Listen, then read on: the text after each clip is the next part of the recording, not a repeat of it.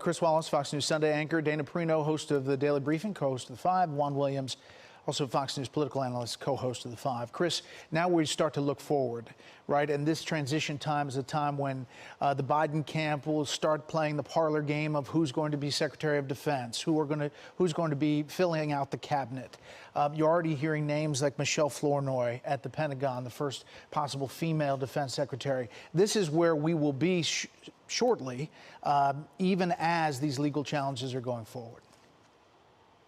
Absolutely. We're told now that on Monday, the first thing that President-elect Biden is going to do is he's going to name a coronavirus task force and to basically make the message that more important than a chief of staff, more important than some of those cabinet positions that you're talking about, is we're going to take this COVID crisis facing the country seriously, and we're going to deal with it. And I think you're going to see them roll out some policy ideas, some personnel ideas, and make it clear, you know, regardless of what the president does, they're moving full ahead. In these closing moments, I just want to say, Hi, Shalom. I want to begin this lesson by giving all praise, honor, and glory to Yahweh, Bashem, Yahweh Shah, Wahar, Rakah, Quadash, which in the ancient Hebrew tongue would be the correct names of the Heavenly Father, His beloved Son, and the Holy Spirit. I also would like to give double honors to my teachers, the head apostles and elders, a great millstone. Much due honors and respect to the sincere brethren out there that's also laboring in His work. And as always, want to say shalom to the believers, you know, the Akim as well as the Aquas, which would be you brothers, along with the sisters that subscribe to this truth as well. So yeah, this sitting right here is going to be, you know, concerning the times and seasons that we're in, which could be considered beautiful, you know, yet dangerous times. All right, beautiful in the fact that this place America, all right, this current system that's in play, Babylon the Great, which have been somewhat of a thorn in the side of the children of Israel, being the place of our captivity, is now being moved out of the way, you know, for the ushering in of the kingdom of heaven, you know, wherein righteousness will once more dwell here on the planet Earth. And again, that's a beautiful thing, see? But the danger that comes with it is the fact that this transition will be a rough transition, all right, this transition of power. And what's going to contribute to that is this is the time where Esau, all right, the so-called white man, is to rise up against his brother Jacob, see? And it's all going to be centered around this whole coronavirus thing, as you saw in the opening clip, where this guy Joe Biden, in his first order of business, if you will, is to enforce a task force against the coronavirus. Now, to get a better understanding or more clarity on how this will affect you so-called Negroes, Latinos, and Native Americans first and foremost, but in relation to biblical prophecy, let's look up the definition of task force, all right? It says an armed force, see? An armed force, which is pretty much the military, man, all right? Which you had this guy Trump to come out months ago and declare the fact that these vaccinations were being forced by the military, man. See? It says an armed force, see, organized for a special operation. So the coronavirus and the war on the coronavirus is a special operation, right? Well, how does this relate to you so-called Negroes, Latinos, and Native Americans? Well, let me pull up a little information real quick.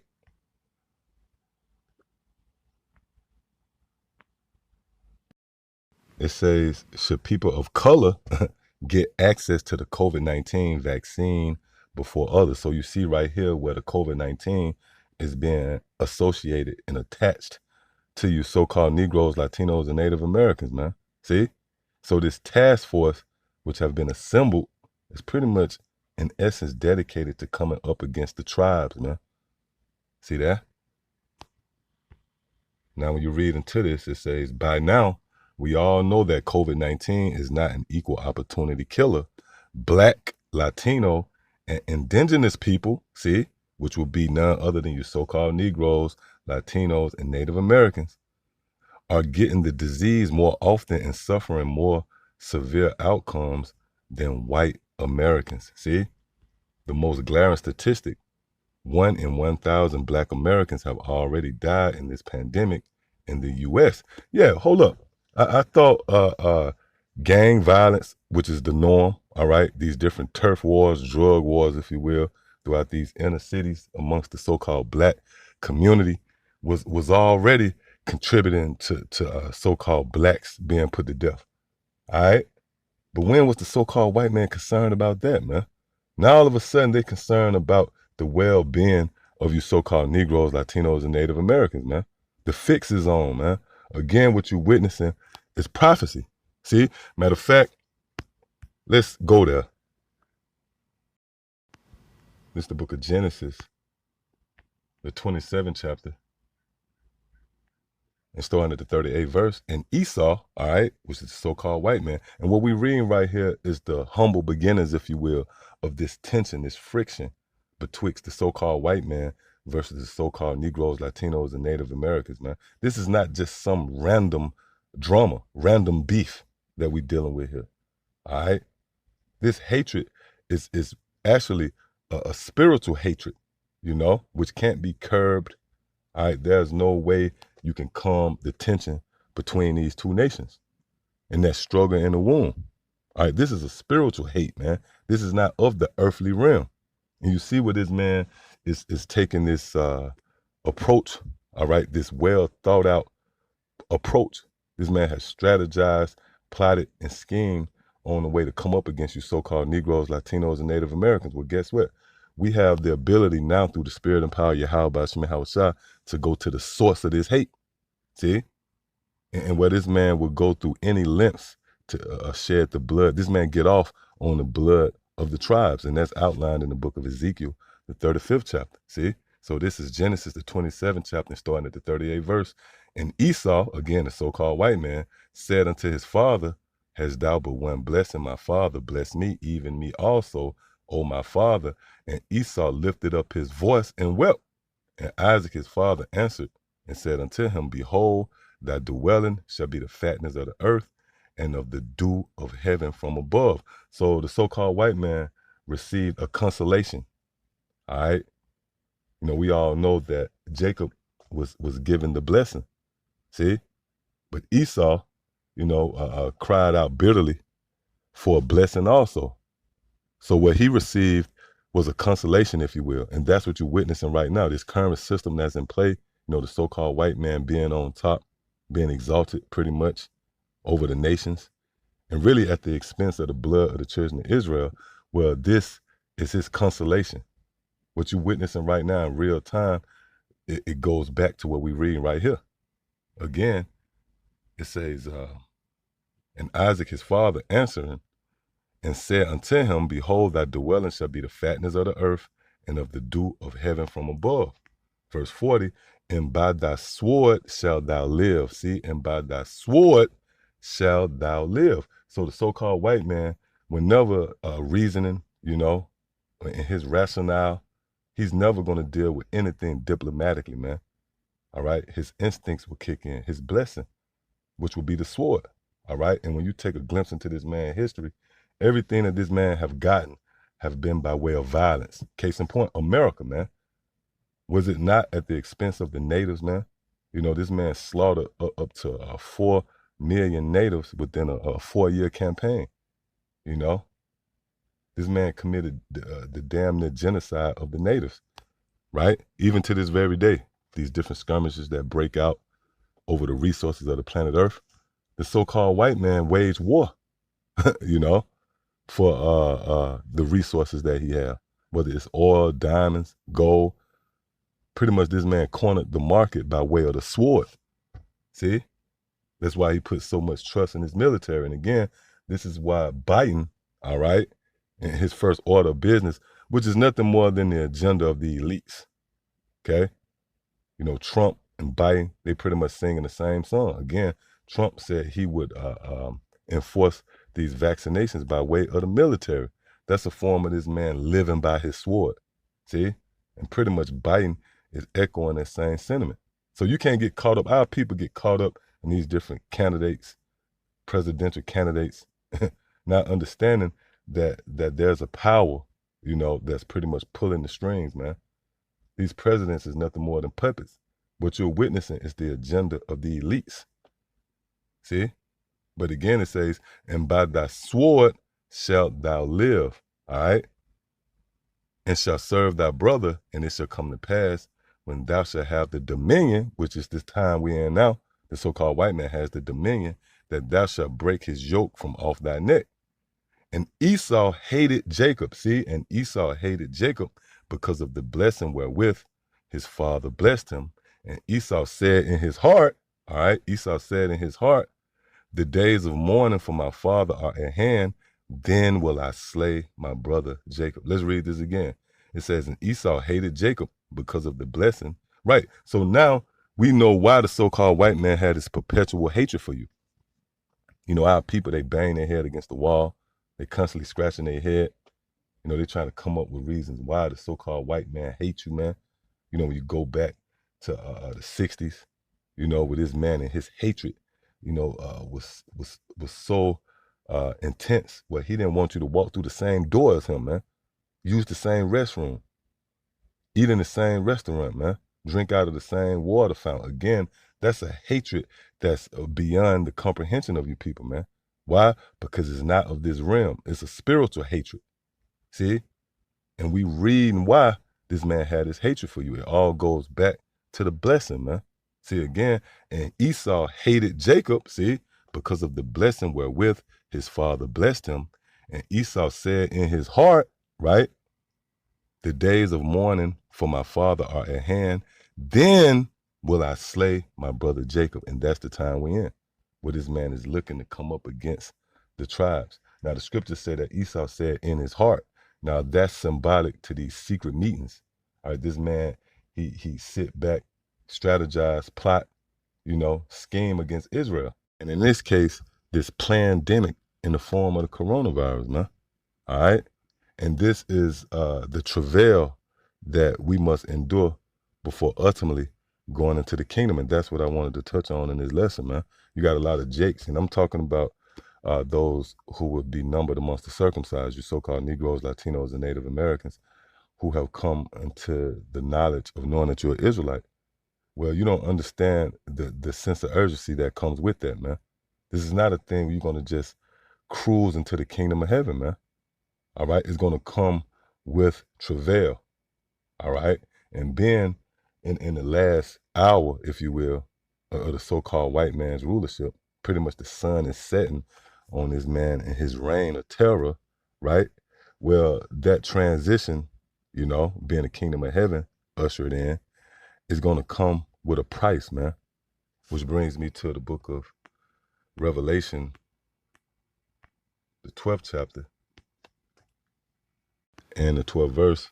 It says, therefore rejoice ye heavens, and ye that dwell in them. And these heavens right here would be symbolic to the elect, you know, those amongst you believers out there who have been called into this marvelous light, all right, who have been fortunate to receive these teachings. This is what solidify you and your citizenship, if you will, in the kingdom of heaven. That's why our Lord Yahweh Shah made the statement concerning the kingdom of heaven that it is within you. All right, the kingdom of heaven is within us, meaning this knowledge. Scriptures also say how our conversation is in heaven. See that? So we will be these heavens right here. Again, it says, therefore, rejoice, see, ye heavens, and ye that dwell in them. So again, these are beautiful times. Indeed, we should rejoice, man. All right? These are beautiful times. This is a beautiful time to be in. Yet, it's a dangerous time. And as you read on, it's going to show you that. It says, woe to the inhabitants of the earth and of the sea. And that's concerning anybody outside of this circle, man. Woe unto you, all right? Again, woe to the inhabitants of the earth, all right? Meaning those of you who dwell in the world, and of the sea. The sea is symbolic to the people, all right? Let's further prove this before we continue. This is the book of 2nd Esdras, the 15th chapter and the 14th verse. It says, woe to the world, see, and them that dwell therein. So again, any of you outside of this circle, woe unto you. And that's the time we're in, all right? The time where the Lord is set to pour out his fury upon the inhabitants of the planet Earth. See that? So when you go back here again to Revelation, the 12th chapter And again, the 12th verse, it says, therefore rejoice, ye heavens, and ye that dwell in them. Woe to the inhabitants of the earth and of the sea. For the devil, all right, for the devil, which would be none other than the so-called white man, for the devil is come down unto you, having great wrath, because he knoweth that he have but a short time. A short time for what? A short time to rule. See? Meaning that as this man's kingdom is moved out of the way for the ushering in of the kingdom of heaven, it's going to come with a price, man. It's going to come with great travail. See? So this man, understanding that he have a short time to rule, is going to prompt him to come down with great wrath. And that's what you're witnessing right now, man. All right, this talk of the military being dispersed, all right, dispatched. And who's the target? Again, the tribes, man. All right? And it's all under the banner of this coronavirus. So again, you see the so-called white man and his mischief is all an effort to come after us. All right? And this devil right here, again, that's to come down with great wrath, is not concerning some guy in the underworld, man. It's concerning Esau. Again, giving credence to the idea of the time being, that we in now, is the time set, foretold, where Esau is to rise up against his brother Jacob, which we read in the book of Genesis, the 27th chapter. So this devil that's going to come down would be the so-called white man, which brings me to the book of Wisdom of Solomon, the 10th chapter, in the 10th verse. It says, when the righteous fled, when the righteous fled from his brother's wrath, all right, which we just read in the book of Revelation, the 12th chapter, how the devil is set to come down with great wrath. So who is that devil? Esau, man, the brother of Jacob. See, again, when the righteous fled from his brother's wrath, she guided him, and this she right here would be this wisdom. This is what's going to lead us to the kingdom of heaven. Matter of fact, let's prove that before we continue. It's the book of Romans, the 8th chapter and the 14th verse. It says, for as many as are led, for as many as are led by the Spirit of Yahweh Shem Yahushua, they are the sons of the Most High. And to be considered the son of Yahweh Shem Yahushua means you have an inheritance. The Lord has prepared an inheritance for you, which again is going to come in the form of the kingdom of heaven, man, which Israel as a whole is going to inherit. But the first fruits, those who are going to participate in the first resurrection, will be those who are going to be counted worthy to escape the wrath of Yahweh Shem Yahushua, which is going to come by way of Esau. See that? So that's what we read right here again in Wisdom of Solomon, the 10th chapter, and again the 10th verse. When the righteous fled, from his brother's wrath, she guided him in the right paths, showed him the kingdom of Yahweh Shem Yahushua. See that? Showed him the kingdom of Yahweh Shem Yahushua and gave him knowledge. See, so in no wise should we gloss over the fact that we had this understanding, man.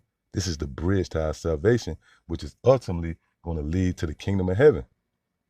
And that's what's happening right now. That's what you're witnessing, a transition of power, all right, which is going to come with great travail. Again, it says, when the righteous fled from his brother's wrath, she guided him in right paths, showed him the kingdom of the Most High, and gave him knowledge of holy things, made him rich in his travels, and multiplied the fruit of his labor. See? So again, the kingdom of heaven being on the horizon is going to come at a price. All right? This transition of power will be a rough transition. It's not going to be smooth. And it's important for us to adopt this idea going forward, understanding that through much tribulation, we shall enter into the kingdom of heaven. All right? Which brings me right here to the book of St. John, the 16th chapter, and starting at the 20th verse. It says, verily, verily, I say unto you that ye shall weep and lament, but the world shall rejoice, and ye shall be sorrowful, but your sorrow shall be turned into joy. A woman, when she is in travail, have sorrow, because her hour is come. But as soon as she is delivered of the child, she remembereth no more the anguish for joy that a man is born into the world. Yeah, and when you read this precept right here through spiritual lenses, you will see that there's a play on words right here, which we're going to examine. All right. So it says a woman. Now this woman right here is symbolic to the elect. All right. The elect of the nation of Israel. It says a woman, when she is in travail, have sorrow because her hour is come. And that hour is the hour of temptation. We in that hour, man. All right. It says, but as soon as she is delivered, see, check out this play on words right here. It says, but as soon as she is delivered of the child, right? Which in this case, this child will be Yahweh. The scripture says this woman is going to be delivered of the child. See? But as soon as she is delivered of the child, she remembereth no more the anguish for joy that a man is born into the world. See?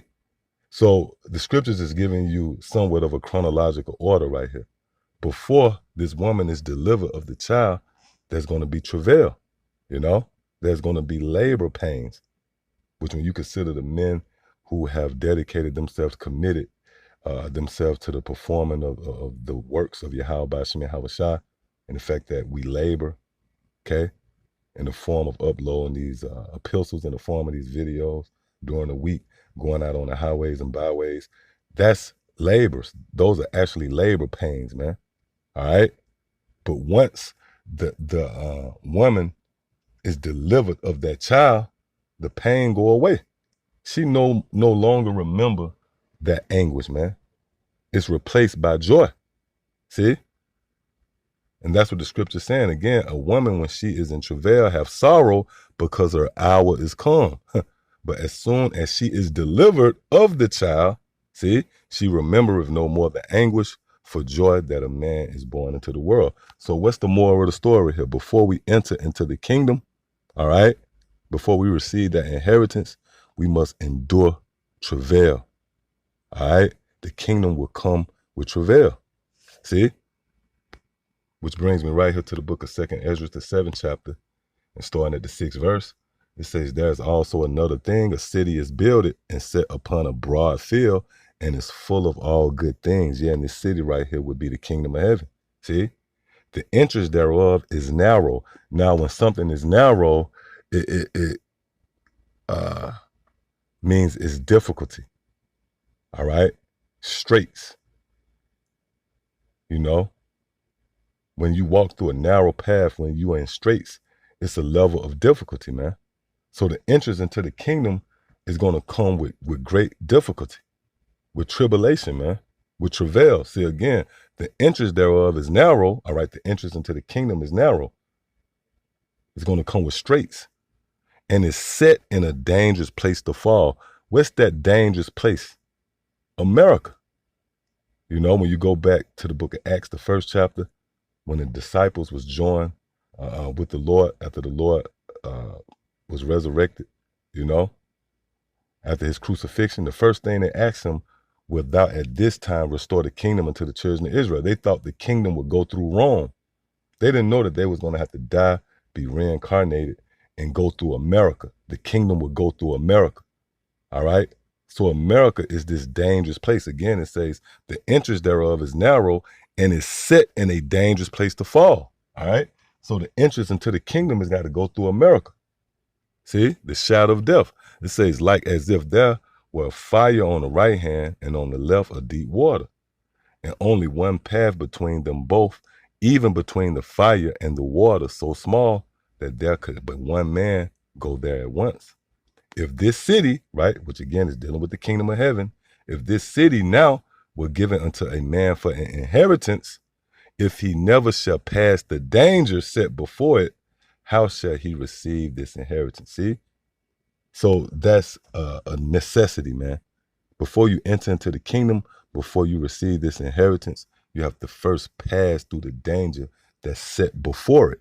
Meaning before the kingdom of heaven is given unto you for an inheritance, there's going to be danger. See, again, if this only now were given unto a man for an inheritance, if he never shall pass through the danger set before it, meaning before the kingdom of heaven is established, there's going to be danger, man. See? If he never shall pass the danger set before it, how shall he receive this inheritance? See? Giving more credence to the idea of the time and season we in, being beautiful yet dangerous times. See that? So yeah, I just wanted to touch on that, Lord willing. It was edifying. Till the next time I say shalom.